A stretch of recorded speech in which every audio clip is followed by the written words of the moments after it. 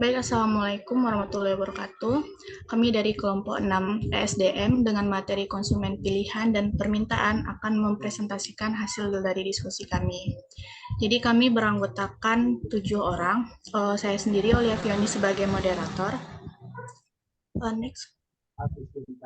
Dan anggota saya ada Nasyatul Utami, Reza Triananda, Sevia Penta Hermalia, Sofi Amelta, Silvani Edwarman, dan Tasya Febsilia. Jadi, materi yang pertama, menerapkan modal batasan anggaran standar, akan dibacakan oleh Reza Tri. Kepada Reza, dipersilahkan. Baiklah, saya akan menjelaskan materi tentang menerapkan model batasan anggaran standar. Menerapkan model batasan anggaran standar adalah strategi yang digunakan dalam pengelolaan keuangan pemerintah untuk memastikan penggunaan anggaran yang efektif, efisien, dan berdasarkan kewajaran ekonomi. Model ini berfungsi sebagai batas tertinggi dalam pengeluaran biaya, memastikan bahwa pengeluaran tidak melebihi batas yang telah ditentukan dan memungkinkan pemerintah untuk mengelola keuangan dengan lebih baik. BAS digunakan untuk menghitung batas atas dan batas bawah biaya yang dapat dikeluarkan untuk suatu kegiatan.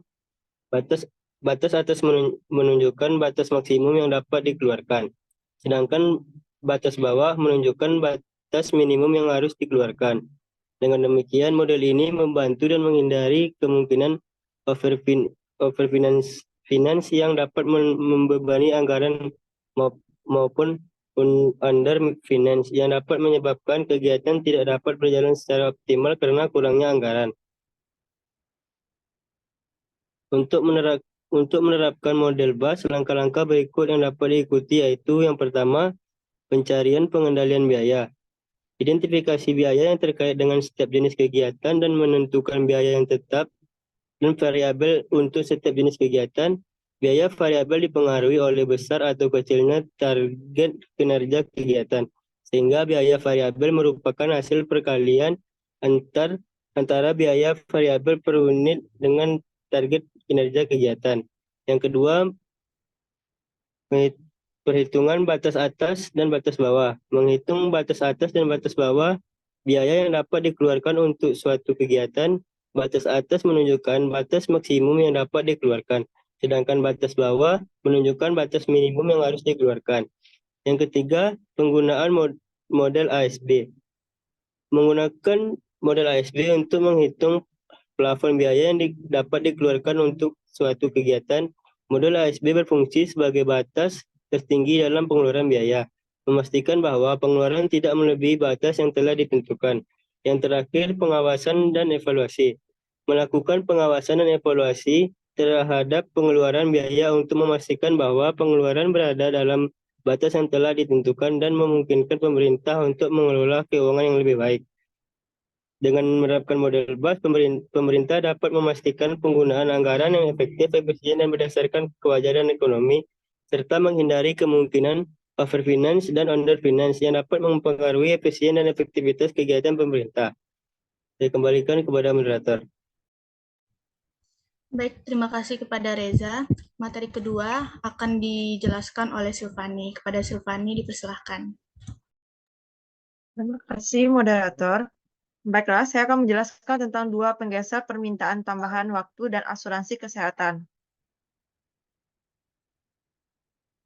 Peran waktu. Konsumsi layanan perawatan kesehatan membutuhkan waktu yang signifikan untuk beberapa layanan dan prosedur.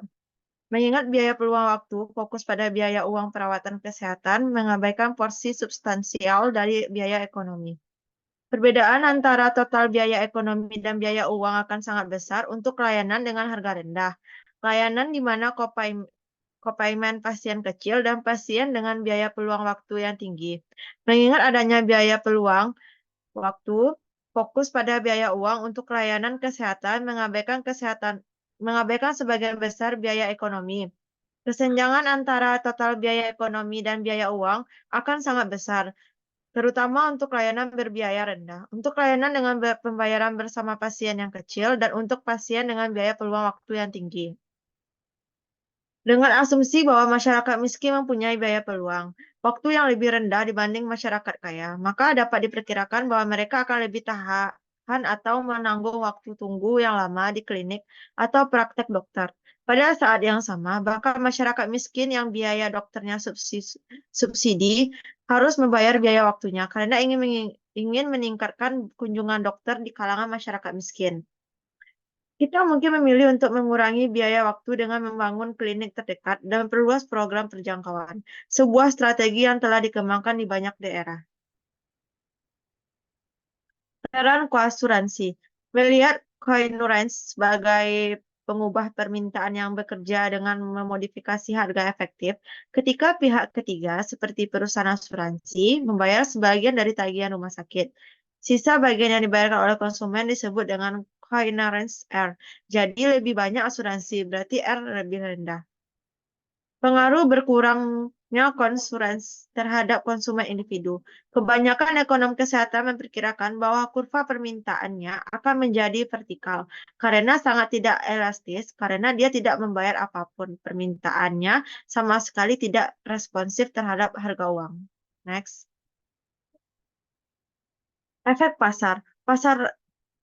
Pasar efek dari berkurangnya coinsurance saja bagi pasien adalah peningkatan kuantitas yang diminta. Pasien tidak menuntut perhatian yang cukup untuk mempengaruhi harga pasar. Konsumen individu adalah pengambil harga. Tindakan mereka masing-masing tidak berpengaruh pada harga, sehingga pada dasarnya mereka menghadapi kurva penawaran horizontal. Namun, misalkan tingkat coherence berubah untuk banyak konsumen di pasar, untuk pasar secara keseluruhan, kurva penawaran yang relevan memiliki kemiringan ke atas yang menunjukkan bahwa harga yang lebih tinggi mungkin diperlukan untuk memotivasi produsen menawarkan jumlah pasar yang lebih besar. Ini merupakan gambarnya menunjukkan keseimbangan harga dan kuantitas dengan kurva penawaran yang miring ke atas. Harga keseimbangan pasar awal adalah P0 dan pemanfaatan keseimbangan adalah V0. Dalam hal ini, jika tingkat coinsurance secara umum diturunkan, peningkatan permintaan pasar akan meningkat kuantitas pasar yang diminta ke P1 dengan harga pasar ke P1, P1 dan harga pasar ke P1. Total pengeluaran layanan kesehatan akan meningkat dari P0 V0 menjadi P1 V1. Banyak ekonom merasa bahwa dampak tersebut merupakan alasan utama meningkatnya biaya layanan kesehatan di Amerika Serikat. Sekian, terima kasih. Saya kembalikan kepada moderator. Baik, terima kasih kepada Silvani. Materi selanjutnya akan dijelaskan oleh Tasya. Kepada Tasya dipersilahkan. Baiklah, selanjutnya membahas tentang isu-isu yang mengukur permintaan layanan kesehatan.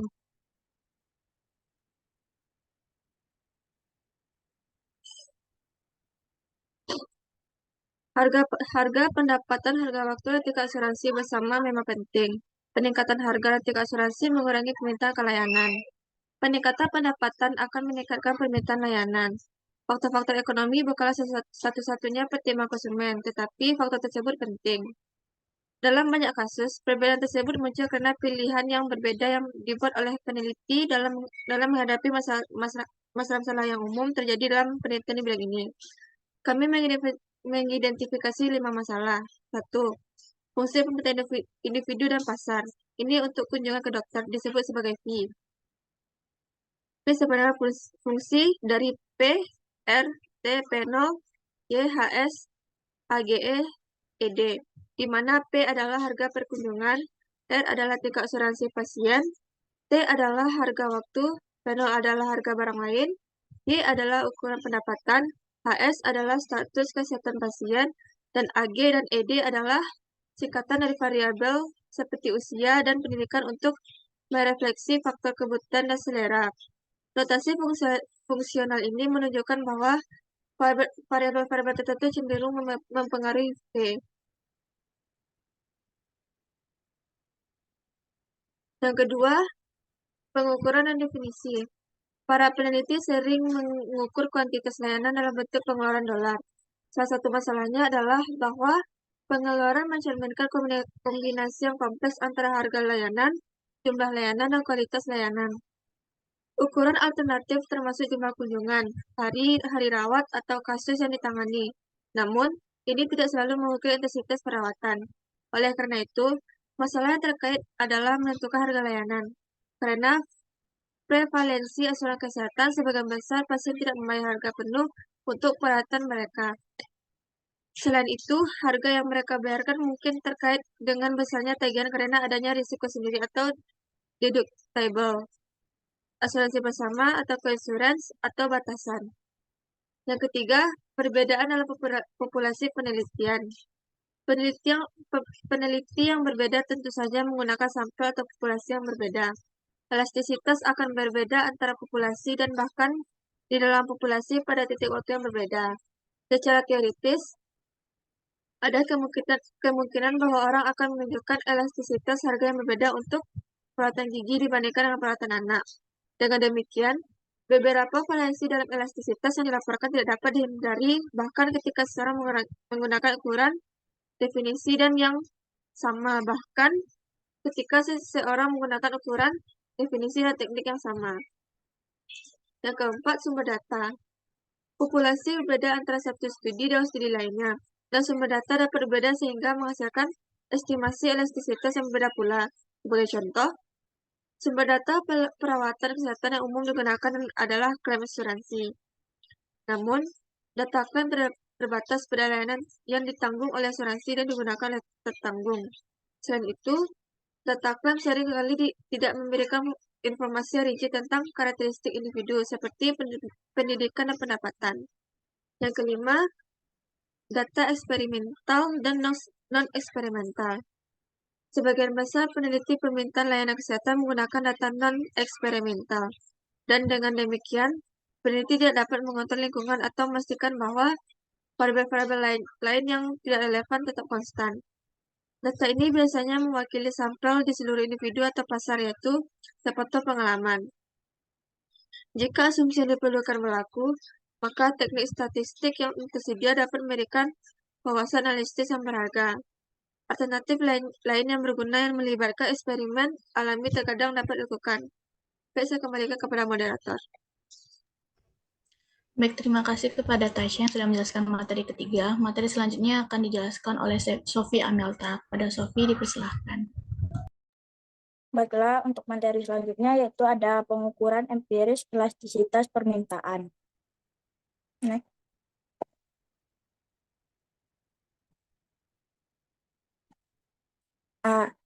Ada elastisitas harga. Studi mengenai permintaan layanan kesehatan berfokus pada elastisitas harga. Tabel 9.2 memberikan perkiraan berdasarkan jenis layanan dengan kuantitas yang diminta sebagai variabel terikat.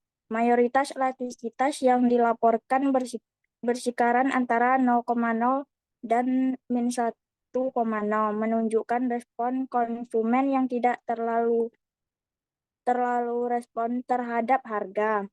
Misalnya elastisitas harga untuk layanan dokter adalah antara min 0 sampai 0,8 dan min 0,18. Sehingga jika harga naik 10%, konsumsi akan berkurang sebesar 0,8 hingga 1,8%. Penentuan harga membedakan antara elastisitas harga konsumen individu dan pasar secara keseluruhan. Permintaan terhadap pelayanan dokter umumnya kurang elastis dibandingkan permintaan terhadap dokter spesifik. Dan permintaan spesifik perusahaan lebih responsif terhadap harga permintaan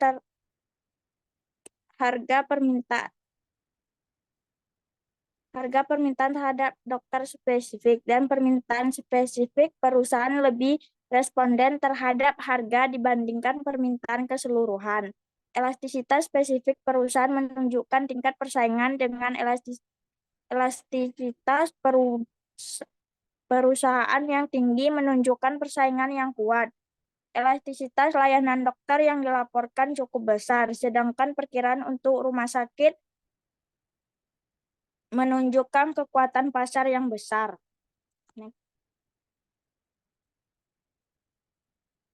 B. Ada elastisitas pendapatan individu. Peningkatan pendapatan menyebabkan peningkatan pembelian barang. Barang normal memiliki elastisitas pendapatan positif, sedangkan barang inferior memiliki elastisitas pendapatan negatif. Tabel 9.2 menunjukkan elastisitas pendapatan untuk berbagai layanan kesehatan. Keberadaan elastisitas pendapatan yang kecil menunjukkan bahwa pelayanan kesehatan adalah barang normal dan tidak elastik. Elastisitas pendapatan juga membantu menentukan apakah barang merupakan kebutuhan atau kemewahan. Kenaikan pendapatan akan meningkatkan pembelian barang mewah dan menurunkan pembelian kebutuhan. Dari tabel 9.4, masyarakat umum menganggap layanan kesehatan sebagai kebutuhan. Next. Yang C yaitu ada elastisitas pendapatan lintas negara. Penelitian mengenai belanja kesehatan di berbagai negara telah menemukan bahwa elastisitas pendapatan jauh lebih tinggi daripada yang diperkirakan. Sebuah studi lintas negara awal menunjukkan elastisitas pendapatan antara 1,15 hingga 1,31. Hal ini menunjukkan bahwa meskipun layanan kesehatan dianggap sebagai kebutuhan di tingkat individu, namun di tingkat negara layanan kesehatan dianggap sebagai bawang merah. Beberapa penelitian lain juga mendukung temuan elastisitas pendapatan yang tinggi di tingkat agregat meskipun ada kelemahan yang disebutkan oleh Parker dan rekannya. Namun, temuan tersebut tidak selalu berlaku di tingkat individu atau pasar. Contohnya dalam kasus dua negara dengan tingkat pendapatan yang berbeda. Negara yang lebih kaya mungkin mempunyai elastisitas pendapatan yang lebih tinggi karena menyediakan layanan kesehatan yang lebih baik bagi warganya. Ide-ide ini dikembangkan lebih lanjut oleh Getjen yang menyimpulkan bahwa respon individu terhadap peningkatan pendapatan berbeda dengan respon negara. Penelitian yang dilakukan Blomqvist dan Kenter menunjukkan bahwa belanja kesehatan tumbuh lebih cepat daripada pendapatan, menunjukkan adanya faktor teknologi yang mempengaruhi hal ini. Namun, penelitian ini juga menemukan bahwa elastisitas pendapatan untuk belanja kesehatan kurang dari 1,0 di sebagian besar negara yang diteliti. Dengan demikian, hipotesis 0 bahwa elastisitas pendapatan sama dengan 1,0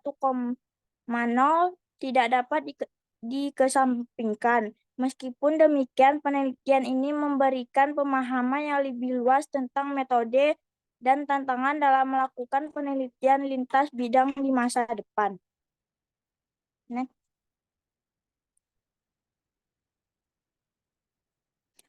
Yang dia ada elastisitas asuransi. Respon konsumen terhadap perubahan asuransi sangat penting karena cakupan asuransi telah meningkatkan secara dramatis dalam 30 hingga 40 tahun terakhir. Konsumen harus mempertimbangkan kemungkinan perubahan dalam asumsi sosial. Dalam polis asuransi kesehatan, konsumen membayar persentase tetap ditagih yang disebut tingkat jaminan koin. Ketika harga pasar naik 1%, harga bersih yang dibayar konsumen juga naik 1,01 kali harga pasar. Namun, sebagai besar, rencana asuransi kesehatan lebih kompleks dan melibatkan batas pengurangan dan pengeluaran dolar maksimum. Dalam praktiknya, elastisitas harga dan correction bisa lebih sedikit berbeda. Bias penelitian non-eksperimental juga menjadi tantangan karena seleksi kelompok yang dibandingkan tidak secara selalu acak. Penelitian eksperimental pada rumah tangga di 6 lokal yang membandingkan tingkat pembagian biaya yang berbeda menunjukkan bahwa memiliki pengaruh besar terhadap pengeluaran medis rata-rata. Studi tersebut juga menunjukkan bahwa semua jenis layanan kesehatan menurun dengan pembagian biaya, kecuali layanan kesehatan mental yang lebih responsif terhadap pembagian biaya. Penelitian terkini menunjukkan elastisitas harga layanan kesehatan fisik dan mental masih rendah, tetapi kunjungan kesehatan mental memiliki elastisitas harga yang lebih rendah daripada kunjungan untuk masalah kesehatan fisik. Sekian materi dari saya kembalikan kepada moderator. Baik, terima kasih kepada Sofi. Materi selanjutnya akan dijelaskan oleh Sevia. Kepada Sevia dipersilahkan. Terima kasih kepada moderator. Baik, saya akan membacakan materi selanjutnya. Dampak asuransi terhadap pengeluaran agregat.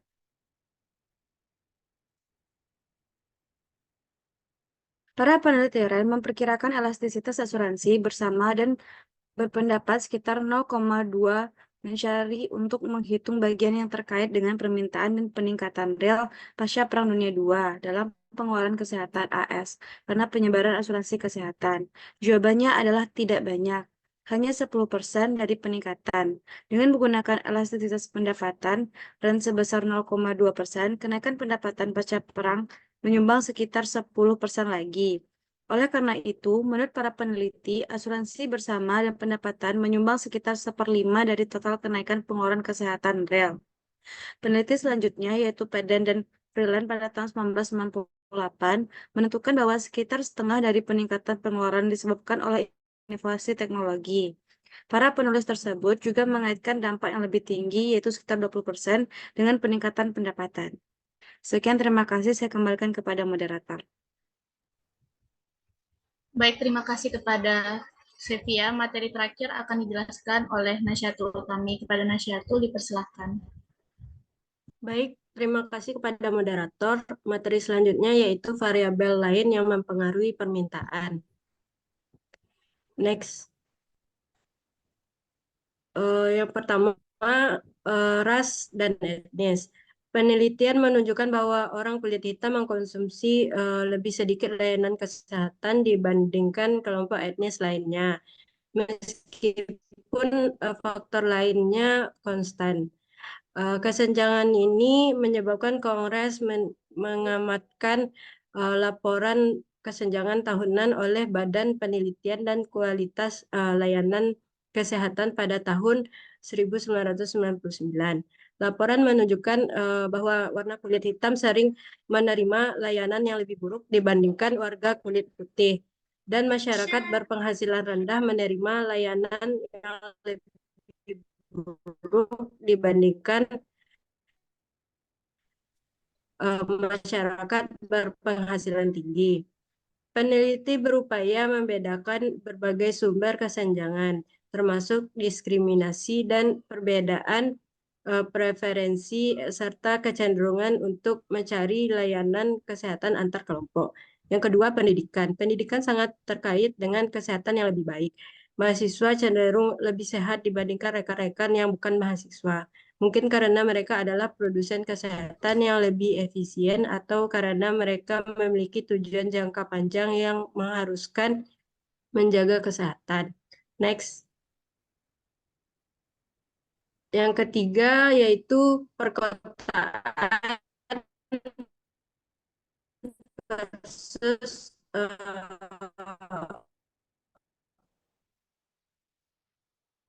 pedesaan. Penelitian menemukan perbedaan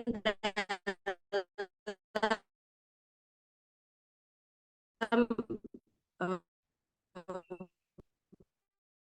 penggunaan layanan kesehatan karena status pedesaan. Faktor budaya dan jarak ke layanan kesehatan mungkin mempengaruhi permintaan layanan di daerah pedesaan. Yang keempat, usia, status kesehatan, dan ketidakpastian. Penduduk lanjut usia mengkonsumsi layanan kesehatan 3 hingga 4 kali lebih banyak dibandingkan penduduk muda. Usia, tingkat penyusutan kesehatan meningkat, sehingga untuk memulihkan kesehatan. Hal ini menunjukkan adanya korelasi dan usia dengan bertambahnya kesehatan untuk mempertahankan atau memulihkan kesehatan.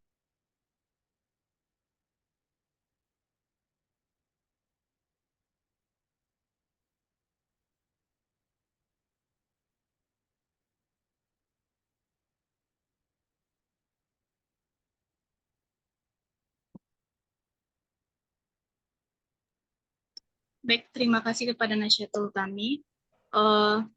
Sudah ke-6 materi sudah dijelaskan. Kesimpulan dari materi kami yaitu analisis permintaan layanan dokter di berbagai negara menunjukkan bahwa perbedaan usia, pendapatan, dan peran dokter dalam sistem kesehatan mempengaruhi variabilitas permintaan layanan kesehatan. Faktor-faktor seperti waktu dan jarak juga berpengaruh signifikan terhadap akses dan pemanfaatan layanan kesehatan. Permintaan layanan kesehatan juga dipengaruhi oleh ketidakpastian, terutama di kalangan orang lanjut usia yang mungkin lebih memilih mengeluarkan uang sekarang. Untuk menghindari penurunan kesehatan di masa depan, pendidikan juga memainkan peran penting di mana individu lebih terpelajar cenderung memiliki kesehatan yang lebih baik karena mereka lebih mungkin untuk menerapkan gaya hidup sehat. Studi-studi ini memberikan pemahaman mendalam tentang bagaimana berbagai faktor mempengaruhi permintaan layanan kesehatan dan pentingnya memperhitungkan variabel-variabel ini dalam kebijakan kesehatan. Jadi sekian penjelasan dari kelompok 6 terhadap materi ini. Saya tutup. Assalamualaikum warahmatullahi wabarakatuh.